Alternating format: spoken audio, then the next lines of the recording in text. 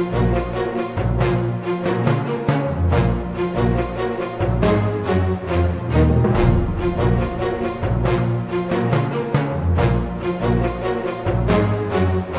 everyone, to the JCast Network. I'm your host, Herman. We're here at Techcrunch Disrupt in New York City to learn about how Jews are transforming our global environment. Let's take a closer look. Women love to shop, but more importantly, they like to look good. And your platform is unique in the sense that you give a one-stop shop for them to really immerse themselves in fashion according to their budget. So let's talk about your venture. Okay. Well, it's not just their budget. Budget is really important, but it's also their size and body type and their style. You know, a woman like me may not dress like her or her. You know, we all have different kinds of styles. Basically, what we offer is a personal stylist to everyone for free. Anyone can use it. We have all types of women, all types of ages, and all they have to do is fill out a questionnaire. Okay, so it's just a few minutes of their time, and they give us some information about themselves. They don't need to upload any photos. They just give us information. They answer some questions, and each week they receive 2 outfits online based on their style, size, and budget. And with these outfits, they can click on one of the items. Let's say they want to purchase the shirt. They click on the shirt, and it takes them to the site where they can purchase the shirt. We basically offer complete outfits each week, and it's personal styling. We give them the luxury of having a personal stylist at no cost. So, what's the catch? Like, how does this work for the user? Yeah.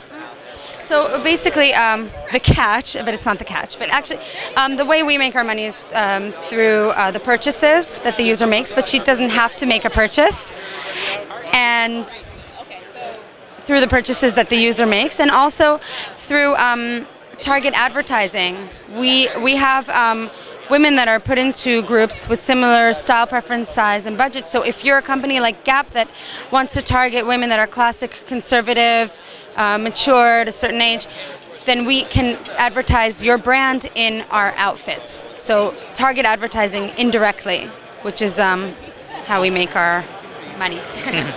What inspired you to create this company? Basically, a friend of ours had a wife that still has a wife that's a shopaholic. She would go in front of her closet every morning and have nothing to wear. Basically, she had so many clothes, and he was like, "How do you have nothing to wear? You have so many goddamn clothes." And he's like, "Okay, let me just make it." He was in high tech and technology. He's like, "Let me just make an app for you. I'll take a picture of all your clothes, and I'll mix and match them. You do what you want, so you can see your clothes." Well, that was very time-consuming. I think they actually have done that in the past. I actually tried to take pictures of my clothes. It took too long. So we kind of found a different solution for that, where a stylist is picking from millions of items online, putting outfits together for you, and saving you the hassle, making it convenient and easy to shop, and very personal. As an Israeli startup, it's exciting. You're bringing the best of Israel globally. Why do you think Israelis are so innovative? Oh, wow. I think Israelis live for the day. They have this kind of mentality to live for the moment, live for the day. Because of the situation in Israel, you always have to kind of be on your toes. And it creates a certain type of a personality to push and do and just do it, just go and do and conquer, because you never know what can happen tomorrow. So you just kind of have, you feel more open. I think Israelis feel more open, and people who are more open are more creative because they're not afraid to just go out there and take risks. People are always looking for that next wave of communicating, and video is overtaking the industry. And your company is doing something really, really disruptive when it comes to communication and video. So tell us a little bit about your company. I'm Adam Corbell, CMO and co-founder of Glide. We are the world's first instant video messaging platform. You can think of it as a video walkie-talkie. Basically what it is you have the ability to send and receive video messages that are broadcast in real time or able to be consumed and watched at the convenience of any chat participant. So let me give you a fast demo. Basically over here, you've got a list of all your chat threads, and you go into a chat thread and you start broadcasting a video message. And now you can see over here the message is being received with sub-second latency. That means in under a second, anyone in that chat is able to watch that video. Now let's say, you know, the person you're sending a video to isn't online right now and it's not convenient for them to watch the video.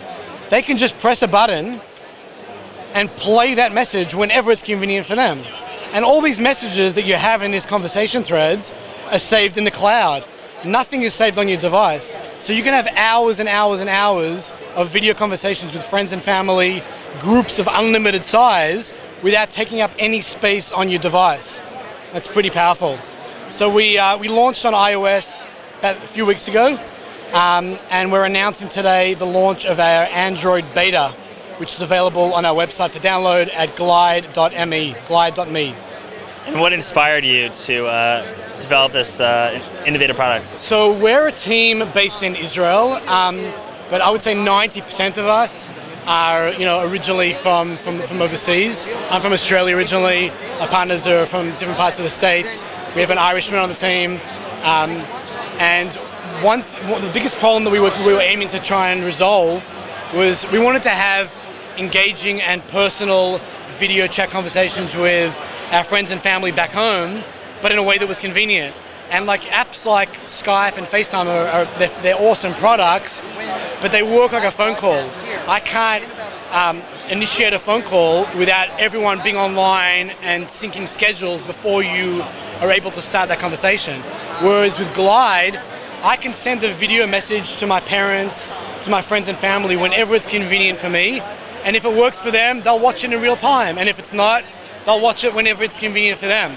So I don't have to think about schedules, I don't have to think about convenience factors. I just send when it works for me. They watch and respond when it works for them. So it really is the ultimate video message which combines the power and personality of live video chat with the convenience of a text messenger like WhatsApp. Why do you think Israelis are so innovative? It's in the genes, you know. I mean, we're actually based in Jerusalem, and you know, people don't realize that there's a huge startup scene happening in Jerusalem. We're based in the Jerusalem Technology Park, which is, you know, literally tens and tens of innovative startups, and that's just Jerusalem. You go to Tel Aviv, and you know the ecosystem there is just, you know, world class. It's a great place to be. When you go to events, everyone has different angles to try to capture the moment. And your company does something really interesting and really stitching the experience together. So tell us a little bit about what you do. So we saw that there's a lot of apps that do the event thing. We think that creating something is more private. Creating videos are more private. Usually you will do it with your friends. You want to share it with your friends. It doesn't have to be about the location. It's more about the theme. So if it's like greetings, or if it's about even an event, but sharing with your friends, and you co-create it together, and as soon as you have enough material, you can start to edit it. You can add music to it, and then the magic happens. It becomes a video clip with the right soundtrack and with the right performance that you can choose, reordering the performance. And it also, we just launched, but the next update is going to be for the Pages administrator. So if you have a Page fan and you want to send to all your fans to create something together, like you're a musician and you want to create it with your fans, you can create a video clip with your fans. So that would be actually our next step. How did you come up with this idea? So it's me and my partner, Natasha. I'm coming from the development industry. Natasha, she's in a movie production, and we just shared ideas, and it just came out as something that we would like to do. And how long can the video be? Right now we give for each user to have 10 seconds for each video, so he can send one video or 100 videos. It's actually have no limit for the amount of videos, so the director who is inviting, he can decide later which one will stay in that project and which one he's going to delete. Why do you think Israelis are so innovative? I don't know. I think we just like to be part of whatever goes in a social industry. I have I don't know, for me it was just very natural to think about something and to create it. It felt like this is something that I would like to do, like a dream. You know? When you're sitting down at the table at a restaurant, a lot of times you're waiting for the menu, or you're just trying to figure out what you want. But interactiveness, until now, really hasn't been brought into the restaurant industry. And now you're bringing something really disruptive into the community. So tell us what you're doing. Yeah, so that's right. Bringing interactivity into a restaurant isn't such an easy task, and they worked quite a lot on actually creating this table, which is part of our ecosystem for the dining industry. So the table itself is an interactive multilingual menu featuring customized recommendations for you as a diner after it learns your preferences. So it's as simple as drag and drop from the menu, and you can see a brief description of the dish, its nutritional value, the price. You can add to order and send the order to the kitchen. And then while you're waiting for your dish to arrive, you can play some games.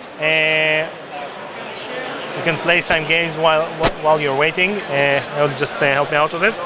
And basically the thing is that the table itself is just part of the whole ecosystem that we're building for the dining industry, that helps the restaurant owners to get to know their customers better.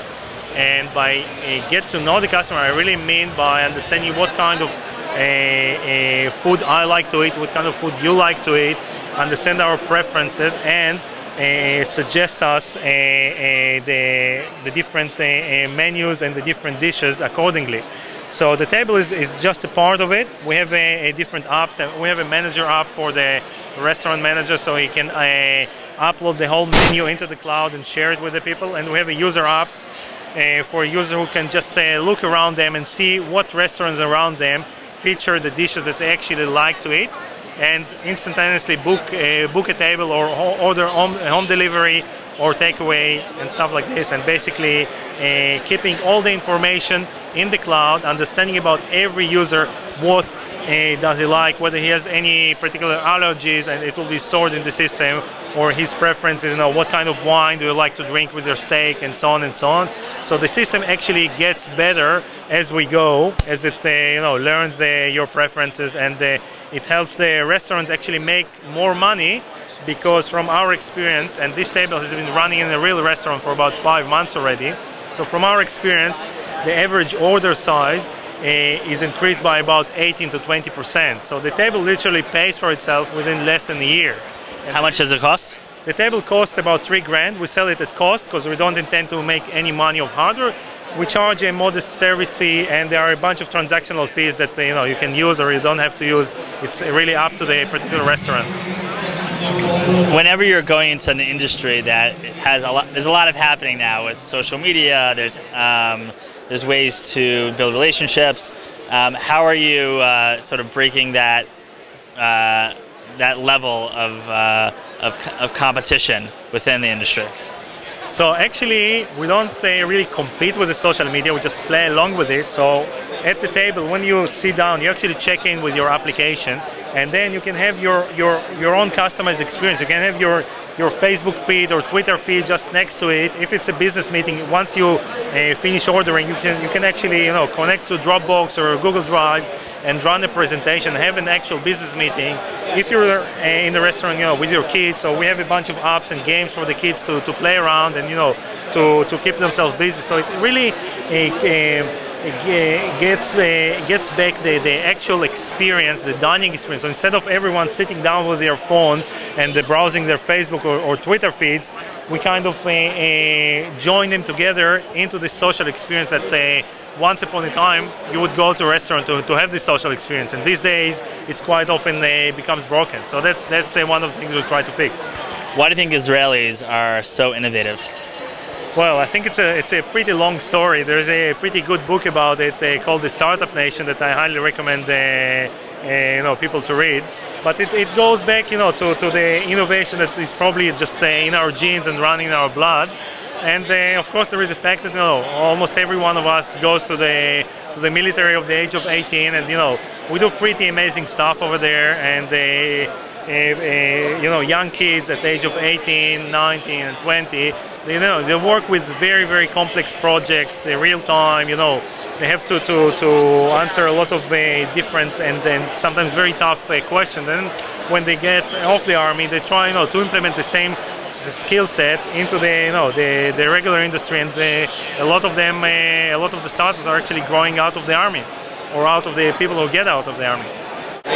As you can see, Jews are at the forefront in creating innovative technologies that are transforming our global economy. This is Herman. Thank you for watching.